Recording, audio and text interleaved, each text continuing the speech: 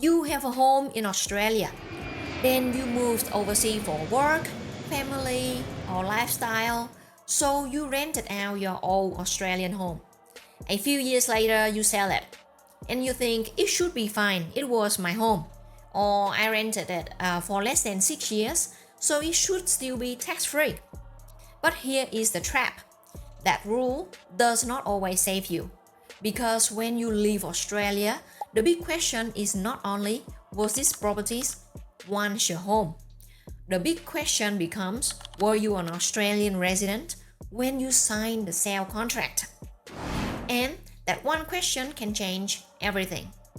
So in this video, let's talk about how the main residence exemption works when you leave Australia, how the 6 years absence rule actually works, how some people keep extending the 6 years period, and what foreign residents must watch out for when selling Australian property.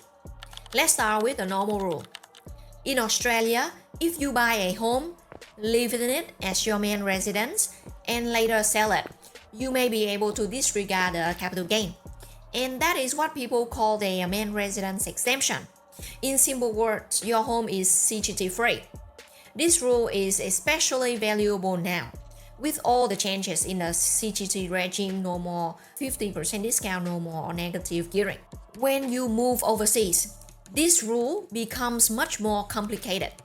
Because after 1 July 2020, if you are a foreign resident at the time you sell your home, you are generally denied the main resident exemption unless you are satisfied a narrow life events test.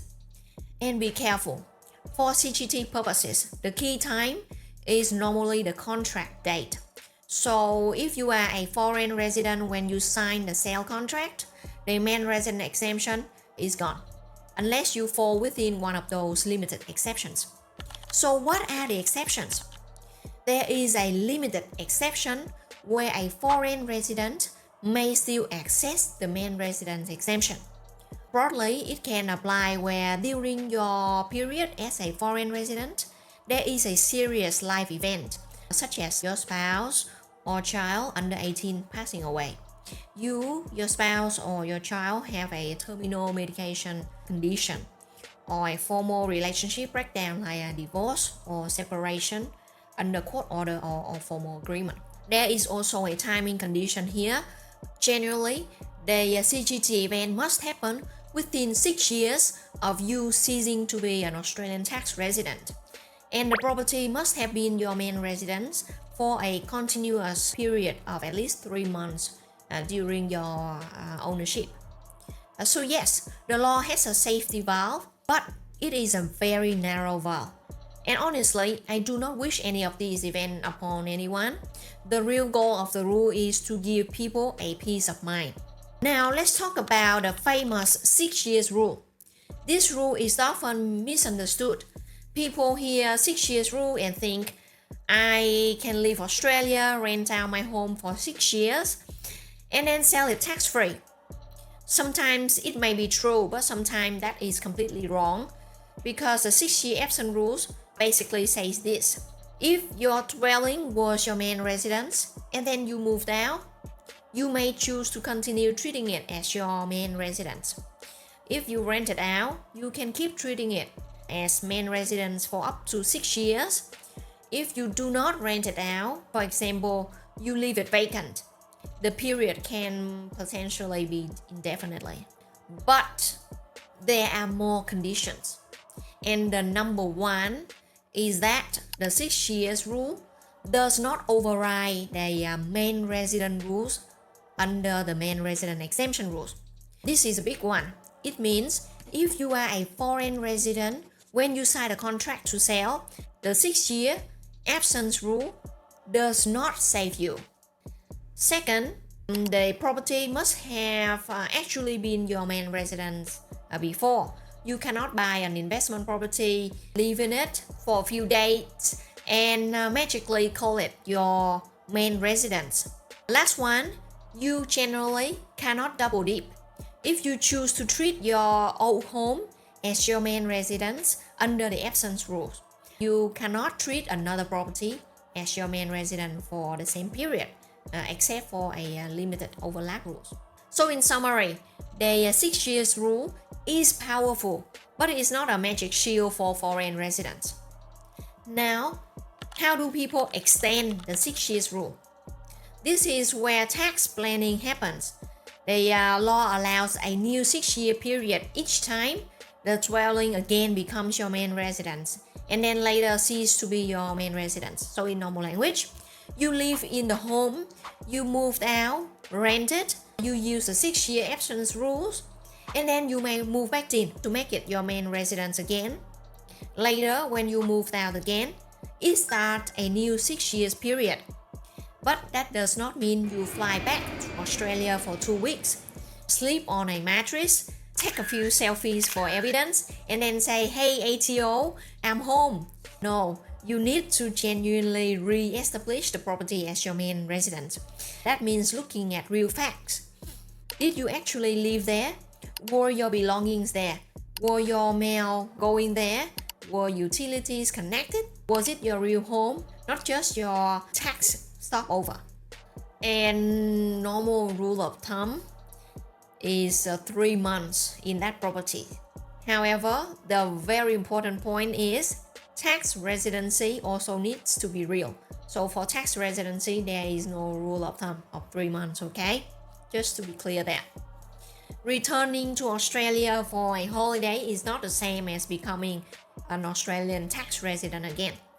So the practical planning point is this. If you want to keep your home CGT free, you need to think about both. Whether the property is your main residence and whether you are an Australian tax resident when you sell. The timing of a foreign residency can materially change the outcome, and the contract day is critical as well. Now, let's talk about if you are a foreign resident, what you need to watch out for when selling your Australian property. Number 1, Australia still tax your Australian property. It's quite obvious because Australian land stay inside the Australian tax net. So if you sell an Australian real estate as a foreign resident, Australia always figure that out and they will tax you on your capital gain. Second, watch out for CGT discount. For foreign resident after the 8th of May 2012, the CGT discount is generally reduced by the number of days that you are no longer an Australian resident. And the new CGT changes in May 2026 by the new federal budget have removed the CGT discount for existing properties sold after 1 July 27. So the discount is basically not available for foreign residents. Number 3, watch out for foreign resident capital gains withholding. This is a process issue, but it can be a cash flow nightmare. Foreign resident capital gains withholding is not the final tax. It is a withholding amount. Basically, the purchaser needs to withhold an amount from the sale proceeds and pay it to the ATO before giving you the rest. From 1 January 2025, the standard withholding rate is increased to 15%, and the previous $750,000 threshold was removed. And remember, the withholding is calculated on the gross amount, so the sales price, and not on the capital gain. So it can apply even where the final tax is very small, or even if you're making a loss. That means if you sell a property for $1 million, the withholding tax is $150,000. Not because your tax is $150,000, but because the system withholds first and then works out the tax later. So number 4, understand clearance certificate. Clearance certificate is generally for Australian tax residents. You give it to the purchaser, telling the purchaser that withholding tax does not need to happen because you are a resident. But if you are a foreign resident, you cannot get a clearance certificate. This is a common misunderstanding because a lot of accountants tell their foreign residents client to get or to apply for a clearance certificate anyway, just in case. But foreign residents cannot obtain one. So instead, you should consider whether a variation is appropriate. So our fifth point, consider a variation. If the 15% withholding is more than your expected Australian tax, you may be able to apply for variation. For example, maybe the property has little or no capital gain, maybe you have a loss. Maybe part of the gain is exempt, for example, or the real tax is much lower than 15% of the sales price. A variation can help reduce the withholding amount even to nil. But you will need to be very organized. You will need the signed contract, supporting documentations. You need your tax returns to be up to date. And you need to allow time because the ATO process is normally around 28 days. So the obvious number 6 point is keeping records and valuations. When you sell Australian property, the final tax will depending on the cost base. That can include purchase price, stamp duty, legal fees, selling costs, improvements, holding costs that you didn't claim as deduction. For foreign residents, you may need valuations at a few points.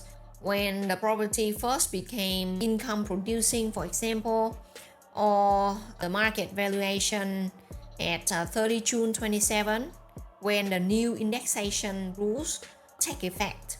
If you sell the property after that date, you may need evidence of when you lived in the property, when you moved out, when it was rented, and whether you genuinely re-established residency.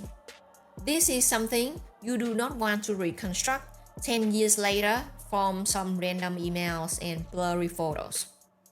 So that is all the things you need to watch out for when you sell an Australian property. If you find this video is helpful, don't forget to like and subscribe. I'm Hannah, the tax advisor you can trust.